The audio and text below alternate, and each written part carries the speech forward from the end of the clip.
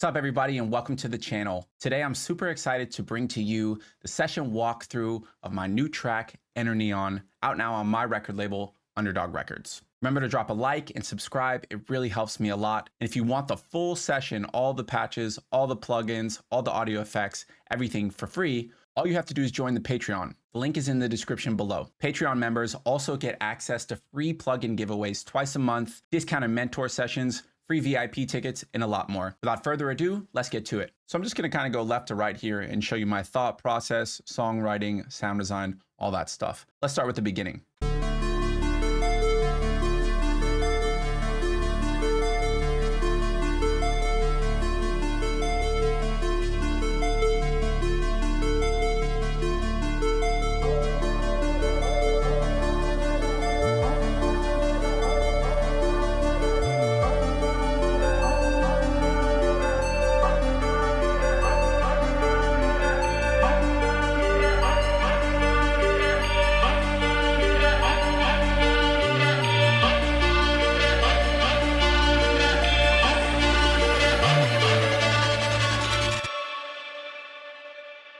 Okay, so with this song, I do what I do with most songs, which is pick my key and open up Exhale. It's such an awesome way to spark ideas. So basically, I created this respace in D, because the song is in D minor. I just put a long D note.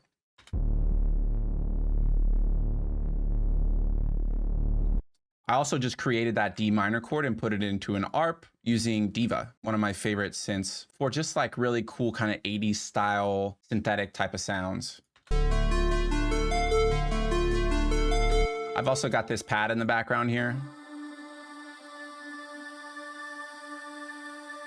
This helps fill up the space. The main element I have that's really carrying this intro is Exhale. If you don't know about Exhale, it's a plugin from Output that has just all these cool vocal things. And I don't really think too much about it. I just find one that's cool. And this is what I came up with after giving away the chord progression, right? So I've got 8 bars of the same chord, and I finally give away the chord progression, which is one of my favorite things to do in an intro. I just got it filtering in.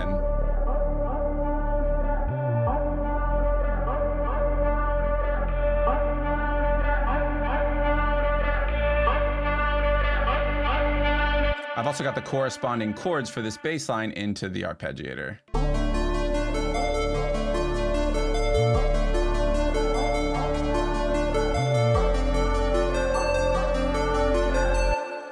So that's the intro. The next step is the big moment here.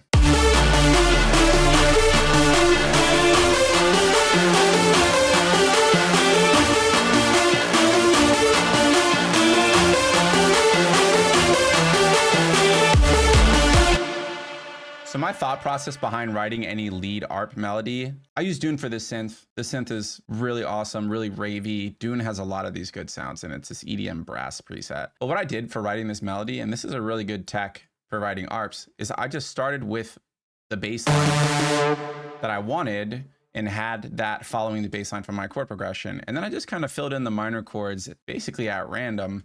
So it's that over Exhale, over these claps and perks.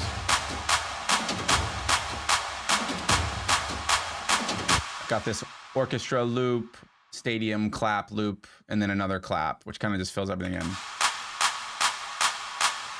alongside a couple of sub drops. So for the build-up, pretty straightforward build-up, a couple risers, honestly a bunch of risers. I like to start with like 3 or 4. A simple kick build-up.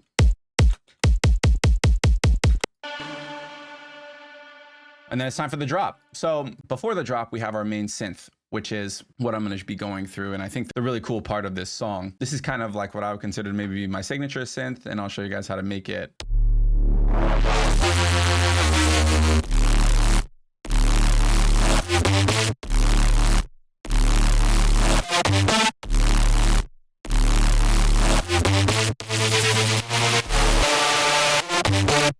So the patch goes like this. I've got it separated into parallel channel. I've got my main sound here with no sub. And this is just two sine waves, one with 4 voices and one with 3, a little bit of white noise, tube distortion, band reject filter, which I really like for respaces, and then multi-band compression. My effects chain, probably the most important thing is my max rack. It's just a great starting point. You can also get that if you're a Patreon member for free. It's just a collection of OTTs and a saturator at the end. Then I'm using Kilohertz's Faturator, which is such an awesome plugin. Love this plugin, so good for respaces. Here's what it sounds like without it.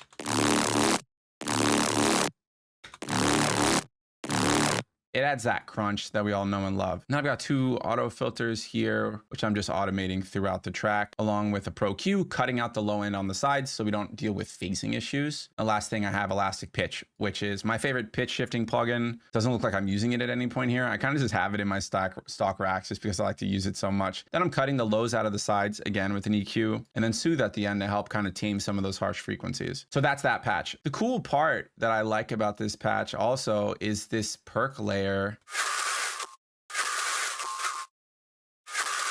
It kind of just adds that weird tonal crunch on top. Basically without any of this processing. Let's hear what this perk sounds like. So it's almost like Foley, right? But I've taken a frequency shifter, shifted it as high as I can go, added OTT, added some erosion to add noise, and then I'm using trash too, which I don't even know if you can get anymore, but if you got it, great. Otherwise, it's just distortion to distort that layer. And then an EQ cutting out the lows and some of these really harsh frequencies here. You can see if I didn't cut this, that's gonna hurt somebody in the club. So these two together.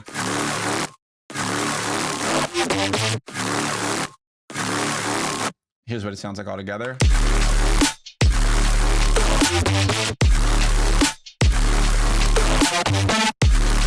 So that's that. And then I've got the same patch again.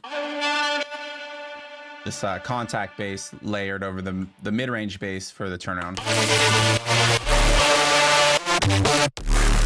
And for kick and snare, I really like the snare here. I think it's playing a huge part in exactly what's going on in this song and how it's kind of got that like really tight moment there. I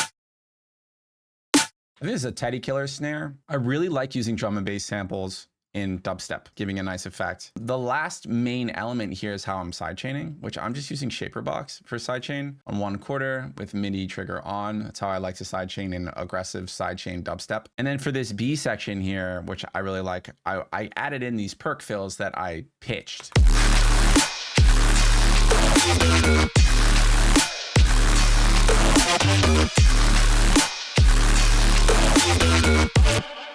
So these are just 3 perk hits. No processing, EQing, or anything, but I just took the melody boom, boom, boom, and then created a harmony. And then did the same thing again with a different set of perks.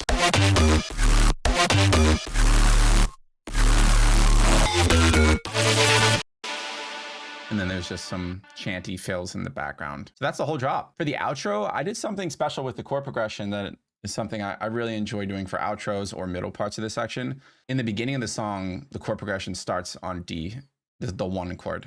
But in the outro, it starts in B flat, which is actually 1, 2, 3, the 6th chord. So it goes 6, 5, 1, which is kind of reversing the chord progression.